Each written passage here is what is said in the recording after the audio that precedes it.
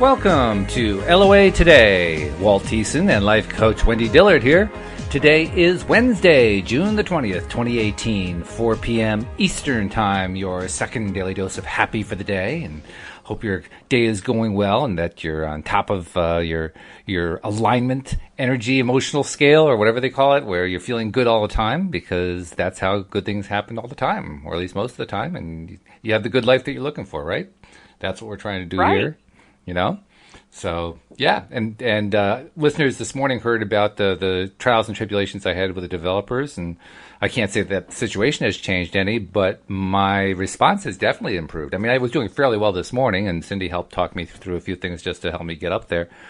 But I feel like I'm doing pretty well. I mean, right now on the emotional scale, I'm like in the very positive end of the range. I'm not at the top of it, but very positive range. So I'm giving myself a little bit of a pat on the back for taking a situation that normally would have sent me into a spiral and instead turning it into a pretty good feeling place. So, Walt, you can join the Wendy Club. You can say the old you would have gone down a horrible negative spiral, and the new you turned things around really quickly. This is true. So does membership have its privileges? I mean, is there something I get for being part of the Wendy Club? Oh, you get to just say that you're following a Wendyism, the old me, the new okay. me. Well, that's exactly what it is. And it's true. It's true. A year ago, my reaction would have been quite different. Not pleasant. Nothing I would want to repeat on the air. But no, today, I mean...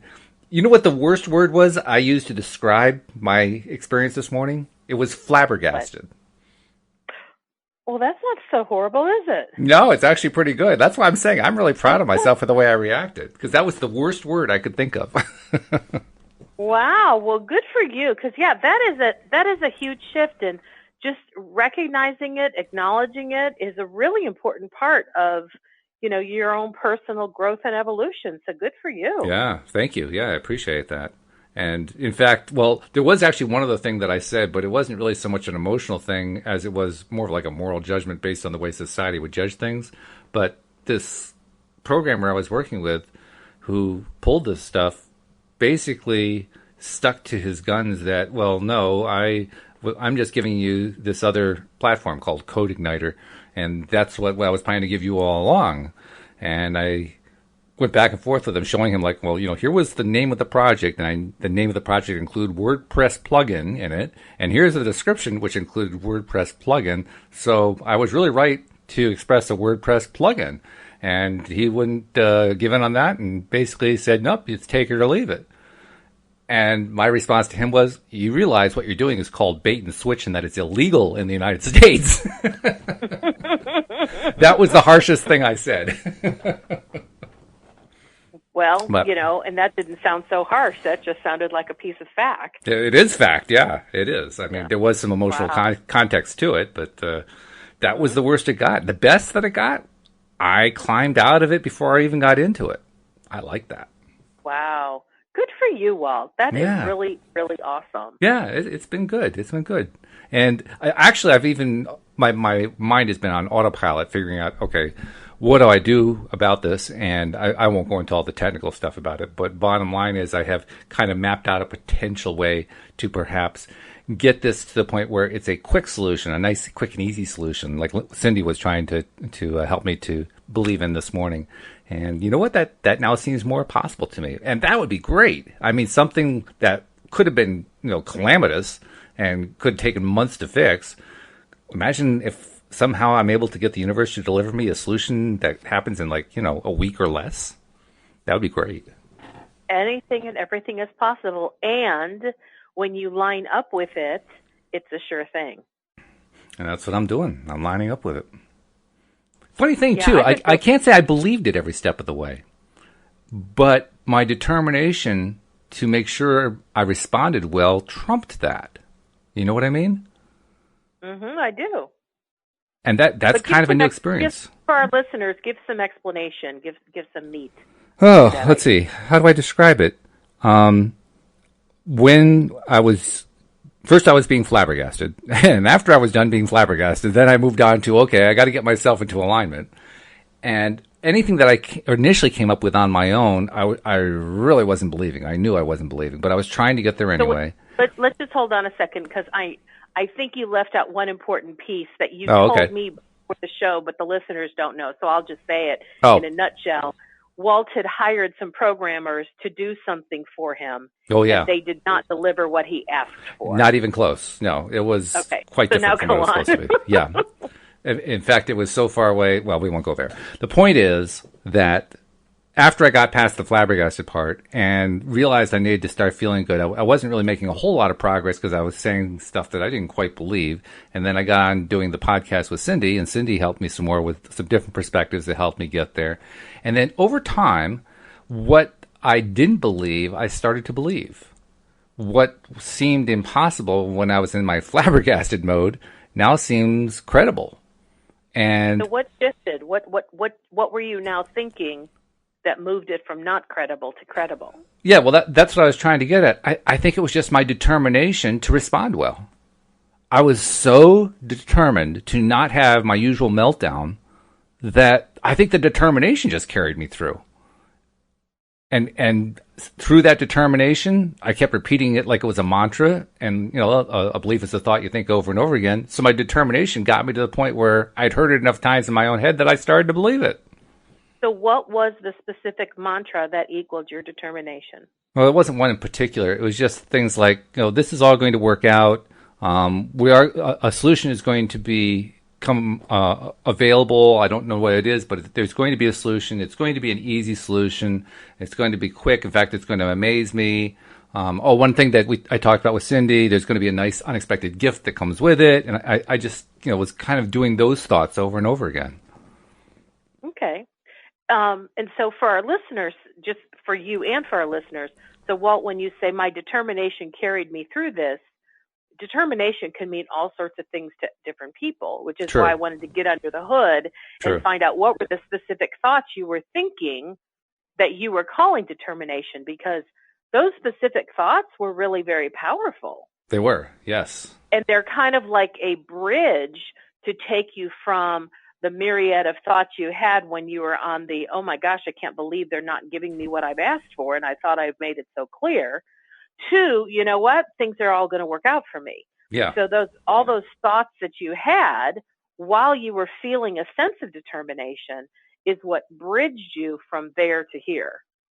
The other thing that goes along with that, and you're right, that's what happened, but the other thing that goes with it is that those negative thoughts never fully took form in my mind. I mean, literally the shock was blocking them from getting in. It's like my mind can't process what's going on here because I'm in such shock. And I kind of took advantage of that and said, well, not consciously, but more subconsciously, I know those thoughts are trying to get in here. I'm going to go right for positive response as soon as I can. Maybe I can avoid those entirely, which is pretty much what happened. So, I mean, they never took form. It's not like they formed up and said, well, that programmer really screwed up. He's trying to screw me over or something like that. None of that stuff actually took form in my head. It was just, oh my God, I can't believe they did this. Well, and that you bring up a really valid point that I'd like to share for right now, which is you can have a thought, but if you don't add to the thought or stay focused on the thought, having a negative thought really has almost no effect in your life. True. You have to actually hold on to something and focus on it for it to have a negative or a positive effect. And so the fact that you had some negative thoughts, but immediately you made the decision you wanted to turn from those and start looking in a positive direction, it's like law of attraction had nothing to even do. It reminds me of, like, let's say you're uploading something in the cloud and you hit cancel in the middle of the upload. Well, it never reaches the cloud, does it? Because you hit cancel. Right. So same kind of thing. You can have a thought, but it's like hitting cancel when you decide, oh no, I don't want to focus on that. And then that thought never reaches the law of attraction, so law of attraction can't respond. Yeah, pretty much. That's what happened. Yeah. So yeah, it's a good description. Well, thank you. Yeah, I'm a little surprised. I'm very pleased with my reaction. I'm a little surprised that I did it so easily, and I like it. I mean, I'm hoping that I'm making this a new habit, so to speak. so that whenever something comes along that I don't like what's happening, if I can do it the way I did it today, that would be great. Way cool. Yeah. And, Yeah. I think that's what we all desire, is that, when a negative thing occurs in our life, instead of staying focused on it and stuck in it, that we immediately pivot and turn in the direction of that which we really desire, and just start talking it up in a way that it can become believable. And, something that Abraham has said, which I found really amazing having grown up as a Christian, I heard so many times, the phrase, and Jesus said to turn the other cheek. Mm-hmm. And when I was growing up in the Christian church, the meaning that was associated with that was always, if someone does you wrong, like turn the other cheek, as if to say, go ahead, hit me again, Hit me strike again, right. I can take it, which I got to tell you, Walt, always felt weird to me. Like, Oh, yeah. Why would Jesus be saying, you've abused me once, now go ahead and abuse the other side of me? Right. If you hit me on the left cheek, now go ahead and hit me on the right cheek. But that one never made sense, but, it's what I learned. And Abraham picked that up one day when they were talking to somebody and said, well, that's what Jesus was saying, turn the other cheek. Well, in the context that Abraham was talking, what they were referring to is when something negative happens, pivot and turn in the direction of that which you desire, and stop looking at the devastation or the pain or the abuse of that which you don't like. I went, now that makes sense to me. Mm-hmm. So turn the other cheek is all about pivoting from one direction to the next. Go 180 degrees in the opposite direction. And I'm like, nice. Now that makes sense. Yeah, the metaphor just didn't work very well, but the message was right on. Mm-hmm. Exactly. And so today you got to actually experience your personal autopilot going straight to the pivot. Yeah.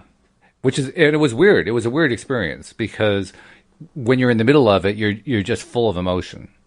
And it's not all happy emotion. In fact, none of it is happy. It's not, depressed or, raging or whatever, but it's pretty emotional. It's pretty strong emotion. And when you're in, how it is when you're in a strong emotional state, it's hard to focus consciously on logic or on method or on, clear intention. All you want to do is just feel that emotion because, it's so powerful. It's such a huge part of your experience at that moment. So when I was transitioning through that, it was like, what was that like? It was kind of like being on that boat in the river that they talk about with the upstream and downstream analogy and waiting for the boat to turn. And if you've ever been in a rowboat that turns around on the current, it's a little dizzy making, because you're swinging around in a circle. And if it's a fast current, you're swinging around fairly quickly. That's kind of what it felt like. So you were kind of in a tailspin. Well, I wasn't quite spinning yet, but I was starting it. It was starting for sure. Yeah. Well, to me, when I think of a tailspin, I think of like you've let go of the oars, everything's spinning in circles, you don't have control in the moment, and you just wait for the inertia. Oh, I see. To slow down enough. Yeah. So you can kind of take stock of where you are and then make a plan. Yeah. See, I usually associate a tailspin as what comes just before the crash. So you're right. That's the way you explained it. That definitely describes what happened. Got it. Yeah. So cool. How's your day been? What you been up to? I've been working in my business, meaning the wendydillard.com business. Mm-hmm. And so that all has been going good. I had my internet increased the speed from 25 megabytes per second to 75. Ooh, tripled. And when I do things like that, I always metaphorically look at that and go, I'm being upgraded. My speed is being upgraded times 3. Times 3, you know, because there was something last week when I was at work that I was having some connectivity issues, and the tech guy I talked to, he was looking at my speed on my internet, and he said, "Oh, whoa, you are really slow. Did you know that?" And I said, "I didn't. I said, once upon a time when I got this internet speed, it was considered relatively fast. But, that was years ago. So I suppose the world of technology has like surpassed me, and I got left behind and didn't realize it. So I immediately called, AT&T, and they brought out a tech today, and, he redid all the wiring so that my wires can handle more bandwidth. And so that's it's just a nice feeling because, I believe like we talk about when something negative happens, if we don't know what to do with it and we keep having it recreated in our life, eventually it shows up in some negative circumstance or it ends up in some kind of dis-ease in our body. So I'm always looking at what those indicators are so that I can fix the problem. Mm-hmm. Well, in this case, this is kind of like the reverse. I had some slow bandwidth that wasn't like what I would consider like a problem. This to me felt much more proactive, that I was proactively increasing my bandwidth, which metaphorically, that's telling me that my pipes are wide open and I've made them even wider so I can receive even more data at a faster speed. So that feels really nice. And I have a coworker that always calls me lightning speed Wendy. And so now I'm moving lightning speed. So you're living up to your nickname. That's a cool thing. That's good. Exactly. So that was nice. I mean, it took a couple hours and then I got into my own stuff and, it's all good. And that's, of course, the way I like to start my day. Right. I got to tell you, I know Abraham says all the time that, whenever we see this incredible synchronicity of how the law of attraction does things in our lives, they'll often say, oh, that's child's play. Like that's nothing compared to what all we can really do. But I get such a kick out of timing synchronicity. Mm-hmm. So I knew my AT&T guy was supposed to come sometime this morning between 9 and 11, and he would call 30 minutes in advance. And so last night as I was going to sleep, I just kind of asked my inner being, like, so what time should I just plan to be up? And I got 8 o'clock. And I was like, okay. So I set my alarm and, it went off. And I was like, I don't really feel like getting up yet. So I slept in until about 8:15. And then I just put my feet on the ground and I woke up, and I tell you, within seconds, my cell phone rang, and it was my AT&T guy saying, I'll be there in 20 minutes. Nice. Very nice. So It took me about 20 minutes to wash up, put my clothes on, and be ready for him. And I was like, I love that kind of timing. And it happens in my life so frequently. You'd think I'd get bored by it or think it's ho-hum, but it never gets old. It's always exciting to me. For good reason. That makes sense.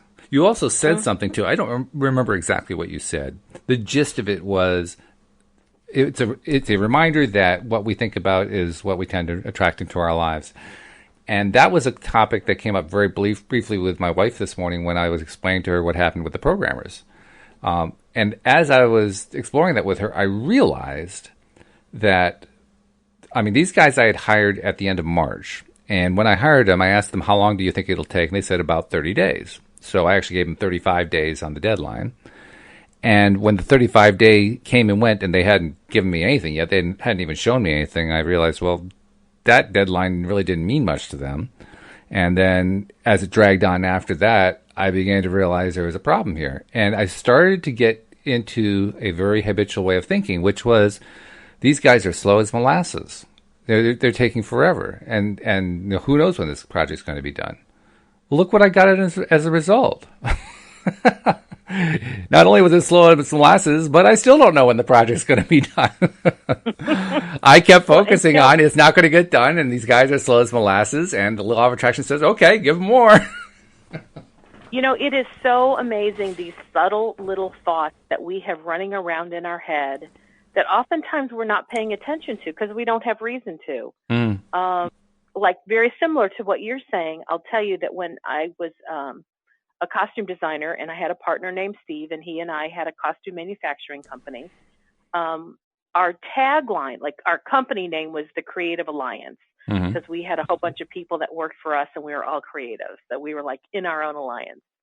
So I loved that name, and we had a cool logo. And then our tagline was the best kept secret in Texas. You can see where this was going. Yeah. So we just thought that was clever because we really did feel like we were so, I mean, the product that we put out was so extremely fabulous. I can't even find the right word. It was so off the chain great. And I don't just say that for bragging rights, but I mean, our clients just raved at the quality of work that they did. And they would even say to us, how is it we didn't know about you before?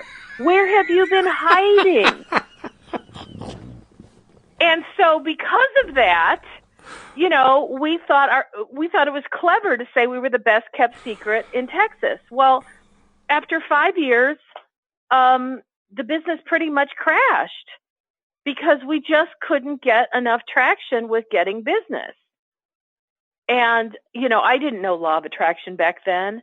And it wasn't until many years later that I thought about that and went, oh my God. Mm. No idea how by calling ourselves the best kept secret and even taking pride in it. Yeah. Oh, and yeah. talking about how we were a secret and how we were unknown and we couldn't get traction just fed into us being hidden. And, you know, law of attraction delivered exactly what we talked about, exactly what we felt, which is nobody knows we're here. We're a fabulous little company and nobody knows we're here. So just like the comment you're making, it is amazing how something as subtle as that, I don't know, I can't say that was the complete destruction of our business. But I would say that was a big piece of it that we struggled. We always struggled to get new clients. And most of the time it would be a client that only needed us one time. So it's not like we could get a whole lot of repeat business from a client who was doing a one-off project. Right. You know, but I had something pop up very similar in my head just the other day. I got an email from somebody who was interested in possibly hiring me. And so anyway, it happened, you know, the email came, then it took me a couple of days to respond because it was over the weekend. And I recognized something very powerful. I went, you know what? I'll bet this person can't afford me. And I said to myself, why would I think that? And I started thinking back, and I realized that when I read the person's email, and I'll tell you, this I recognize is almost every time I hear from somebody who's interested in me, whether they call me out of the blue or whether they email me, especially though if it's an email, and this has been a repetitive thing. I'll get the email and I'll think they can't afford me. But it's been so subtle, I wasn't aware of it until I paid attention. Because I've been asking myself, well, where are the clients that like want to pay for my premium program that is a really big high dollar program? And all of a sudden I kind of got this hit. Well, look at what you're thinking. And I went, oh my gosh, I've been thinking for years, they can't afford me. People can't afford me.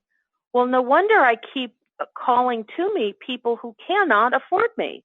Now, I do also have some people who can, and they are paying for some of my premium packages, but that's more of there's lesser of them. So I started looking at this going, okay, where did this come from? So anyway, I won't bore you with like the thread of all the different things in my lifetime, but here's another one, just like Best Kept Secret. So remember I told you a couple weeks ago, I redid my homepage. Right. And on there, I thought this was clever. I said something like, I know looking for the right coach for you is like finding a needle in a haystack. There it is again, right? And I went, holy crap, yes, I've done it again. I'm now calling myself the needle in the haystack. So that is definitely going to change. I'll be rewriting my homepage once again. That sentence will go away. Very good. Glad to hear that. That's so good. I'm like, okay, I have had this bizarre phenomenon where I know I'm really good at what I do, but I have been in plain sight and yet hidden.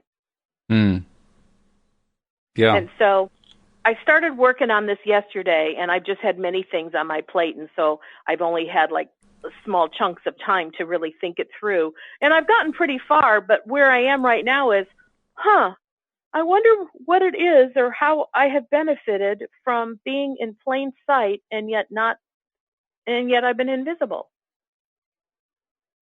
It's funny. As you're telling those stories, I'm realizing I did the exact same thing back when I was still focusing on providing online marketing services to help businesses promote their businesses. Because I would say two things. The two things I would say is I never get enough clients. I can't believe that as I'm saying it right now. As I say it right now, it sounds so obvious, but at the time it was not obvious at all. And I also said the same thing you said. They can't afford me. And they didn't. And I got exactly what you described, all the clients who couldn't afford me. And I'm sitting here thinking, oh my God, I did the same thing she did. And so I wonder how many people are listening to our show, whether now or in the future, and they're trying to create something. And because of the things that we're talking about, they're going to go, oh my gosh, look at the thoughts I keep repeating to myself. Well, no wonder I'm not getting what I wanted. Yep. But these are the little insidious things that when you talk to people, I love to listen for their little insidious things that they may not be aware of. And then I like to feed it back. Are you open to hearing some feedback? And if they say yes, I said, did you realize you just said blah, blah, blah? And they'll go, uh-huh. And I said, do you realize what that tells the universe? Yeah. And they go, oh my gosh. Yep. Yeah. In fact, as you were sitting there telling me about what your company's, what I call a position statement, I think you call it a catchphrase, but it's the same thing. I was thinking, what's the ideal catchphrase that you could use that would be so positive in so many different businesses? And the one that came to my mind was, we have all the happy customers. That's nice. I kind of like that one. We have all of them, and they're all happy. That's very cool. I like that. The more I think about it, I'm saying, okay, I think I'm going to make that one the unofficial positioning statement of Gardens by Louise. There you go. That's your new tagline. Well, and several months ago, I was saying, I am discoverable. I'm discoverable. That's true. You did. Well, I remember that. Yeah, and right now what I'm thinking is that's how I became uninvisible. I became visible. Right. You became visible, right? Uninvisible to some clients because I have been saying I'm discoverable, I'm findable. People can find me. Yeah. But I recognize that there's also, that's why I think I have not like stop and start energy, but I don't have a flood of new business. Because I still had this sense of finding me is like finding a needle in a haystack. I'm the best coach on the planet, but I'm a secret. And what's so ironic is when the movie The Secret came out. I've been thinking about that as you were saying that. Yeah. Do you know what my immediate response was? What? It's not a secret. It's not a secret. It's not a secret. Don't call it a secret because it's not a secret. But I also know that I was saying that because the best kept secret in Texas was something that had just recently been became known to me, where I'm like, don't ever call yourself a secret or you'll stay that way. So the things it's not just something I say. It's something I have believed, and I feel so. I'm so connected to that feeling that it's like, of course, that's what law of attraction has been responding to. Yeah. And I was also realizing the Secret, the movie and the book, The Secret. On the one hand, it was very successful. On the other hand, the success fell off a cliff. And I think there's a way to explain that. Well, at first it was very successful, and really the main reason it was so successful is that Rhonda hired a guy named Oh, what was his name? I had actually talked to this guy. I can't remember what his name was. He's listed in the credits in the beginning of the book that lists all the people who were involved in the project. He's listed there as the guy who did the social media campaign. That guy is really the one who made The Secret so popular because he did this massive, it was more than social media, it was a massive online campaign that he pieced together and really just, shook the rafters in terms of how many people he reached with it. It was a truly inspired campaign that he did. And in that campaign, of course, he's promoting The Secret. Well, there is, you definitely had tapped into a concept that is appealing to potential buyers. Oh, this is a secret. If it's a secret, it must be good. It must be interesting. And that is true. People will respond to that. But by the same token, you're also putting out the message to the universe via the law of attraction, keep it a secret, keep it a secret. So they had a surge. They had this big sales thing. And then after The Secret, after the run ran, so to speak, it was pretty much done. She's put out other books since then. There's The Magic and The Power, and I'm not sure whatever else she's put out there. But the only people who bought it were people who already knew The Secret. She has not reached any new audience since then. And I'm thinking, wow. Now there is a really nicely sculpted example that shows, here's what the plus side of it was. They used The Secret as a clever marketing tool, and here's the minus side in that they ultimately killed their tool. That is interesting. Yeah. But I know the whole time I watched it, the movie, and they showed people of history, utilizing, these principles. They the tone around it was always something where it was shrouded in mystery, or there was a dark color, that they used on the screen. Yeah. And so they did keep it very secretive. Oh, yeah. And almost like it's hard to find out what's really going on because it's all behind locked doors. And while I was watching, I'm like, I don't believe that. I don't believe that. Even, from a Christian perspective, it's like Jesus spoke things that were very law of attraction based. It wasn't in secret. There's things that he said. Now, back then, they weren't calling it law of attraction. Why and how it's become gone by that name today, I don't know.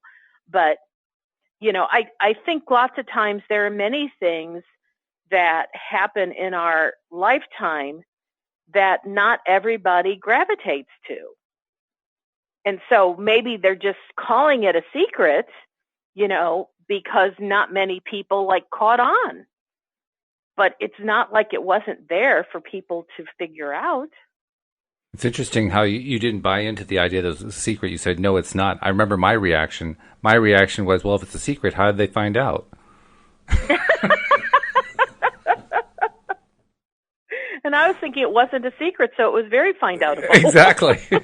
So neither one of us really bought into the idea of the secret, did we? The law of attraction, sure, that was fine, but the secret, no, not quite. It's not a secret. It could be unknown to some, sure, and it could be rejected by some, but it's not like it's a secret. Yeah, and I remember when they finally revealed, I think it's Bob Proctor who does the big reveal, The Secret is the law of attraction. I remember my very first thought, what the hell is a law of attraction? What are you talking about, Bob? Good point. Well, and that's what I'm saying. I don't know who coined the phrase law of attraction. I think David actually did some research on that. He found the earliest reference he was able to find was a book that was published somewhere around the 1860s or 1870s. It was one of the very early New Thought books, and it was the first one he could find that included the phrase law of attraction. Is that the origin? I don't really know, but that's how far his research took him. Wow. Well, that's very cool. Yeah. Huh. Walt, I've been using principles of law of attraction now for so long. I truly can't imagine what it would be like to live any other way. And sometimes I look back at who I used to be and go, oh my gosh, you poor thing. You were wandering blind, without sight until law of attraction. came into my life. I mean, I was very persistent and I was hard-headed. And when I wanted something, I was like a bull in a china shop and I went for it. And so, yeah, I managed to manifest things in my life, but holy Toledo, it was hard. I went about it the hard way, and understanding the principles of law of attraction haven't changed the essence of who I am, but it sure has made manifesting things go from like sheer pain and torture to so much more ease and flow. It's like, whew, yay, this is better. And I'm sure this is true for you. I think it's probably true for everybody. There's still a little tiny bit of skepticism in me. I mean, there's not much left. It's pretty much flattened out by now, but there's still a little bit left. And I still have there's a piece of me that, is kind of attracted to that idea of, oh, well, this is all kind of a bunch of nonsense, even though I have so much evidence in my life to the contrary. But I also realize something, and that is, let's assume, just for the sake of discussion, that the law of attraction is nonsense, and that all this stuff we talk about is nonsense. You know what? Despite that nonsense, all these conversations I've had with you and the other four, all the reading I've done and so forth, has led me to the point where I ran into a serious, really potentially devastating event happened to me today, and I ended up flying through it with flying colors. So I don't care if it's nonsense or not. What a great result in my own development. I actually produced in myself a better response than I'd ever produced in my life. If I had to do that through something that was nonsense, hey, sign me up. I want more nonsense. Well, and I think what you're saying, I have thought many times in my life about whatever I was believing. Because if there was something I was believing, a body of work, a religious belief, and it was producing positive results, I would just say, you know what, and so what if it's all poppycock?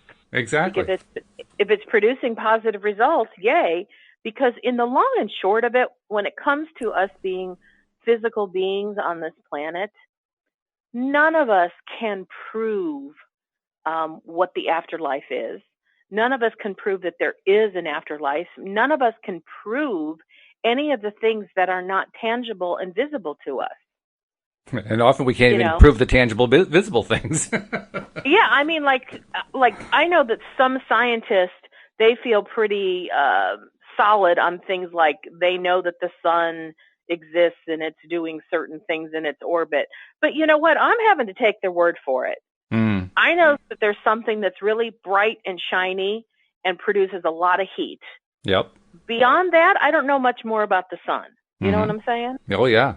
But it's kind of like, okay, I'm sitting right now in my purple oversized chair, and I know that right now it's holding me up. But that's because I can touch it, I can see it, I'm interacting with it, and it's tangible. But there are so many intangibles in life, and that's where I think, people go crazy with all the different religions and fighting and whatever. No, this one's the right one. No, this one's the right one, et cetera, because they're all based on things that cannot be proven. It's all a matter of what what the individual chooses to believe. Yeah. And my yardstick is, if it feels good, move in that direction. Now, I will tell you, I have a sister that thinks that because I have a yardstick that goes by my feelings, she thinks I'm crazy. She thinks I should not go by my feelings because that's what throws me off. Because anybody can have a feeling, she says. I'm curious, what's her alternative? I mean, I'm not criticizing or anything. I'm just curious to know what her alternative is. If it's not focusing on feelings, what are you supposed to focus on? Believing in the Bible and being a Christian the way we were raised to be. I see. So, and if you don't like something that's in the Bible, too bad, because it's not about, you, as she would say, you don't get to just pick and choose what parts of the Bible you like or don't like. You accept the whole thing and you live your life by it. And well, I almost agree with that. The only part I leave out is the last part. I agree with her that you don't just pick and choose the parts that you like. You take it as it is, and the way I take it as it is something I want to throw into the trash heap. So, I mean, my conclusion is different, but I agree with her method. Well, and for her and her family, it gives them. I can see how it's an undergirding of strength in their life. Their faith is very powerful. And when difficult things come, their faith has pulled them through. Which is good. she is a different person from me. Granted, we grew up in the same family, but we have different ways of thinking about things. And the very things that to her give her a sense of certainty were the very things that caused me to go, this feels like hypocrisy. And so for me, it didn't work. And I went inward and and I won't say my emotional feelings like I'm nilly-willy all over, and I'm not quite sure how to describe this, but I learned how to feel on a very deep core of who I am, where I believe I was connected to the part of me that is not physical. And I don't know, I think I've been connected to that part of me for a very long time and been very aware, even if I didn't know what to call it and didn't know what it was. But I felt like I had always been guided by an internal source that was very knowing. And I call that, just for lack of any other way to describe it, I would say, well, I get this sense or I get this feeling. And that's where my sister would say, well, feelings are like not to be trusted. Yeah. And I'm like, yeah, I know. That's how I grew up, not trusting them. And that's how I ended up feeling like I was in my own internal thunderstorm all the time. You know, things just always felt chaotic in my head because I would sense something inside, and yet the external words that were taught to me is don't trust them. And so then I'm like, but I don't know what then to trust. They're like, well, trust God. Well, if I can't see God, I don't get it. I don't know what to rely on. And yet when I would kind of watch other Christians, they really were using their feelings to sense God in their life. Yeah, isn't that interesting? I'm like, well, how can you trust your feelings in one area but not in another? And yet I do understand that paradox, because I have a client who just texted me something, and I was kind of at a loss from a texting position, how to describe something to her, because I want to say, well, how does it feel to you? But I have a feeling she might not really know what she's feeling. Like she'll go, oh yeah, let's go for it. Let's do it. But at the same time, I'm like, she may not be ready to really trust the feelings right now, because her feelings have misled her. She's made some inappropriate associations. So right now for her, I'm using logic, and eventually I'll reintroduce feelings once we get some things clarified. But yeah, it can be a really messy subject when you talk about feelings. Oh, yeah. Yeah, I know that for a fact personally, just from where I came from, because I had effectively separated myself from my own feelings for years.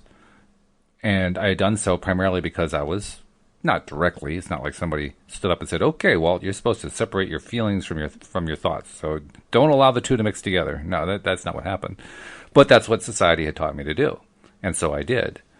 And it was actually the process of keeping separate that caused, in my mind, the distrust. I learned to distrust because I learned to keep it separate. Which I know sounds backwards, but that's what I did. Funny thing. On one hand, it's like, it's a wonder any of us have survived this life. Yes, right. You know? And on another hand, it's like, oh, thank goodness that we finally made a connection with the part of us that's, non-physical, so we have some kind of an anchor to keep us grounded. I agree. Yeah. Which is good. Well, it shows that we are capable of not only growing and learning, but doing so even flying in the face of what we have been taught in this world by our society, which is quite an accomplishment, really. So I know somebody very dear to me who's dating someone who's of I'll call it a religious belief system that seems really extreme. Okay. And they do some YouTubes on a regular basis where they're like out street, what I would call street witnessing. And when I watch it, I hear nothing in it but judgment. Oh yeah. Anger. Yep. Hatred. Yep. Racism. Yep. And what's ironic is the things that they say that they are against is hatred, racism, judgment. And I'm like, oh my God. And this is my own assessment. I'm like, they're so disconnected from what reality is because they call it black, but it's really white. Yeah. What they call white is really black. It's like, oh my gosh, they're living like in an inside out reality. Yeah. It's all inverted thinking. Yeah, but inverted, there's the right word. But it's so real for them. Yep. And it's as real for them as what I believe is real for me. Oh, yeah. And this dear friend of mine is like, I'm really kind of concerned this person I'm dating is kind of in a cult or something weird. What can I do to like help him like get a hold of his own reality so he can turn the clock back because he's only been in it for like 3 years. And I said, the truth is you can't. You can live your life. You can live it from the best place you know how to live it, and you model good living, but it's up to him to start questioning what he's doing. Yeah. And that's really our all of our quest is to challenge the beliefs that have been told to us by others and determine, does it feel right for us? And not just take it in hook, line, and sinker because someone else said it. It's an interesting thing, too, because the more that we do that, it's not like you have to develop defenses. That's what I found. I mean, I've told this story before. I may have told it to you. I can't remember who I told it to, but one of the co-hosts I explained this to. Back when I lived in Virginia, when Louise and I lived in Virginia, just before we moved back to Connecticut, I used to go out every day and I had 2 different routes. One was a 3-mile walk. The other was a 6-mile walk. And each of them took me through the center of this small town that we lived in.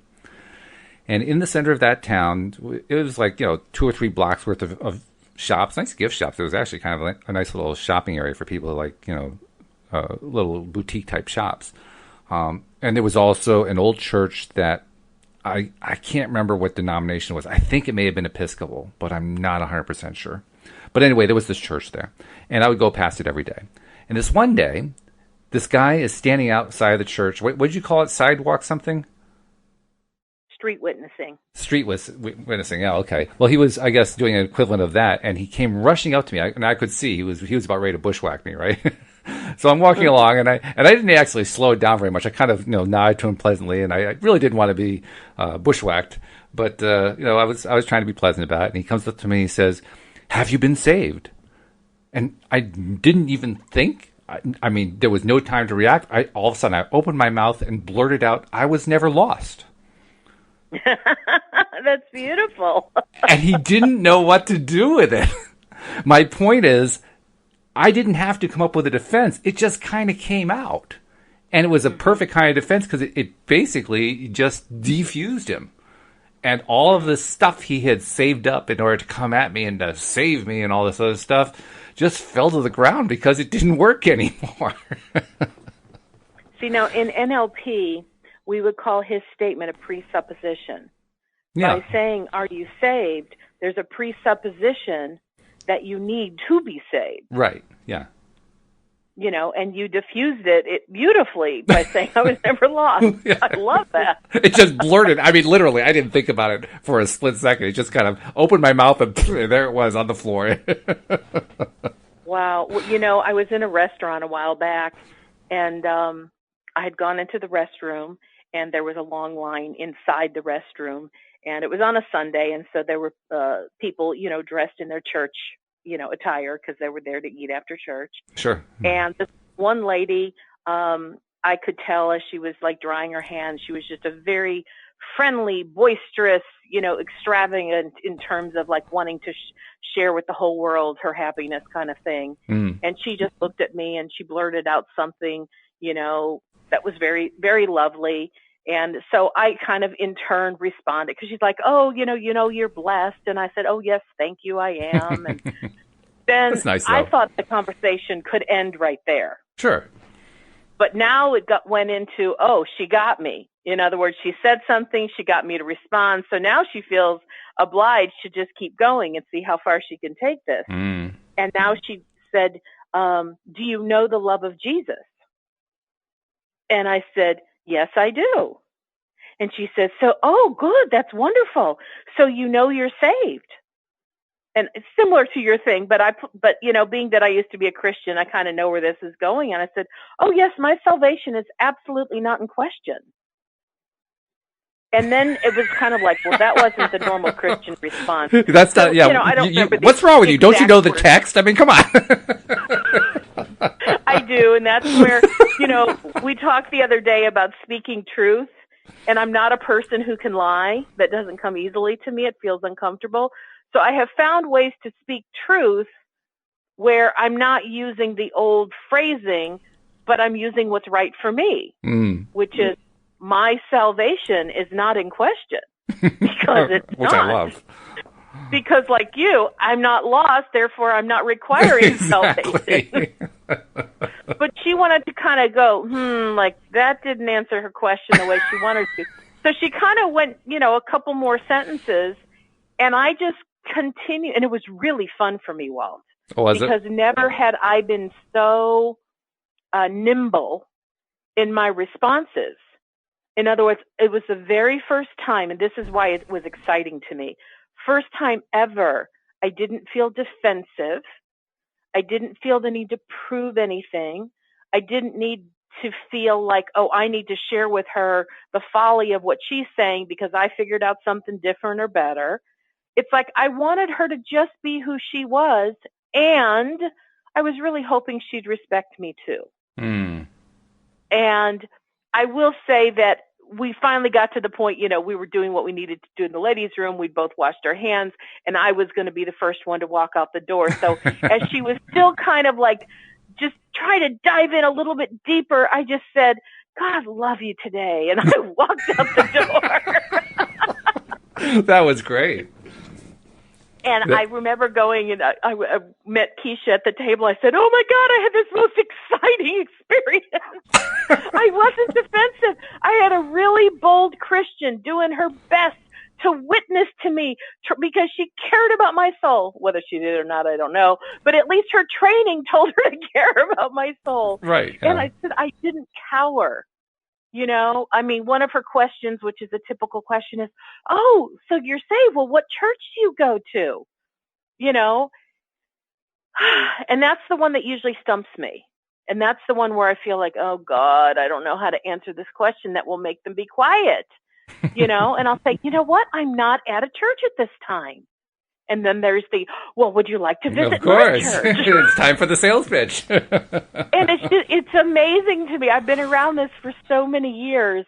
And what I also came to recognize, when somebody has been so trained, and I know because I used to be, when you've been so trained to look for certain things and just keep hitting certain points until you get the response that you're looking for, which either, yes, you can validate this person is a born-again, spirit-filled Christian, doing the right stuff, they're going to heaven, and they're in a solid church body. That's the only point that you can actually end the inquisition. Or if you know that they're unsaved, you invite them to church and, you get their phone number and you try to save their soul, one or the other. And I'm like, I don't want to be a part of that anymore. I don't want to be ugly to them either, because they're doing what they believe is the right thing to do. And I know because I used to be one of them. So, finding the dance for me where I can say something that feels comfortable, that doesn't put me in a state of defensiveness, because that's the part I hated the most. Well, if it helps, feel free to use mine about, never being lost. It's really effective, I found. I found it out by accident, but I found it really does work. Keep walking. You got to keep walking. If you're not done washing your hands, they're going to keep nailing it. It's probably true. Yep. It depends on the location and where you're at. Well, actually, I guess what you can also do in that case is you can recognize that whoever takes the lead in the conversation wins. So once you've thrown them off balance, then you can take it in almost any direction you want. Just don't take it in a religious direction. True. And I was just looking at it like, I'm in the ladies' room. I'm here for a specific purpose, and I just want to exit. Mm-hmm. But you know what? Honestly, with her, I kind of wanted, there was a little bit of an internal challenge I had. Like, don't try to throw her so far off balance. let her go ahead and say what she wants to say, because I wanted the challenge of, let's see what I could come up with. What kinds of, responses can I have that will still feel good to me? I mean, it was my own personal challenge. Yeah, so there was a value then to you. Oh, yeah. I mean, if I went out of a conversation, I have ways to get out of it. But I wanted to play with it.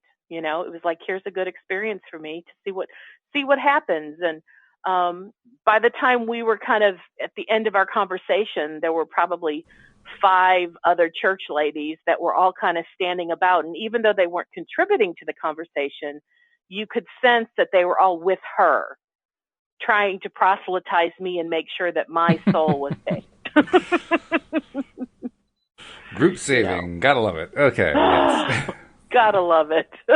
Well, actually, what you were doing makes a lot of sense, because you had been in that circle, so to speak, for quite some time. Mm-hmm. Now you're outside of it. And so now you're kind of testing to see, well, how well am I staying outside, and how well am I able to both maintain my boundaries and be respectful and all that? You were playing with that. You were kind of seeing how far you've come, and is there any areas you need to work on? That's great. That's good stuff to do. That's actually very similar to what I did politically. I mean, politically, I came from a libertarian perspective. And after I really started to get into what we're talking about here with the law of attraction, I realized, first of all, I was moving away from my libertarian perspective. And secondly, I was moving away from any political perspective at all, to the point where I now almost don't care about any of it, which was a major shift. But in the course of doing that, again, we talked about, how do you handle things when somebody tries to flip you or whatever. I ran into, again, the same kind of thing, just kind of coming out. Although I have to say, this one I did kind of think about in advance a little bit, so I was kind of ready for it. But the next time a libertarian came in contact with me and wanted to somehow engage me, I let him go for a couple seconds, maybe a couple minutes, I don't remember how long. And then I finally said to him, as a libertarian, I wonder if you could answer one question for me. What are you in favor of? And again, it was one of those flip moments, because everybody in politics, particularly libertarians, talk about what they're against. It's very difficult for an average person who has a political orientation to say what they favor without expressing it in negative terms. Didn't know that. So, if you have had inclinations that were political and you want to get away from that, and you're trying to, keep the people at bay who you used to associate with, keep that one in mind. What are you in favor of expressed in positive terms? You get a lot of gaping mouths, like, Well, like I said, as I was talking to my dear friend the other day who's dating this guy that she's concerned might be in a cult, I said, even though she wants to influence him in a positive direction, I said, the truth is, every one of us has our own choice to make about what we choose to believe. Mm. And because you can't literally prove any of them are accurate, you really have to go with what feels best for you for this lifetime. Nice. I've had multiple beliefs since I've been in this earthly body. Where I am now feels the most congruent for who I really am. Where other times I'd get into something and it felt really good, but then the longer I was there, I'd learn more idiosyncrasies, and I'm like, okay, now this is starting to feel creepy. Yep. Now this is starting to feel hypocritical, or something about it's like, yeah, this is not working for me. And I'm not one who's just going to pick up and jump around and keep looking for like a new religious belief until I'm happy. But I was looking for something internally that would make sense to who I am. Yeah, well, that's it right there. So if people don't believe in the law of attraction or don't like it, okay, that doesn't have to change anything about me. Right. But it's like you were saying earlier, it's like, as long as it's working and you're getting positive results in your life, I'm sticking with it. I think I'm going to stick with it too. So let's all stick with it. Let's make it a point to stick with it. And by the way, one great way to stick with it, make sure that you subscribe to the podcast for free on the homepage, loatoday.net, because that way you can stick with it every single podcast. And on that note, Wendy, it's been a pleasure. Let's do it again tomorrow. All right, I'll see you then. And we will expect you back as well here on LOA Today. Goodbye, everybody. Bye-bye for now.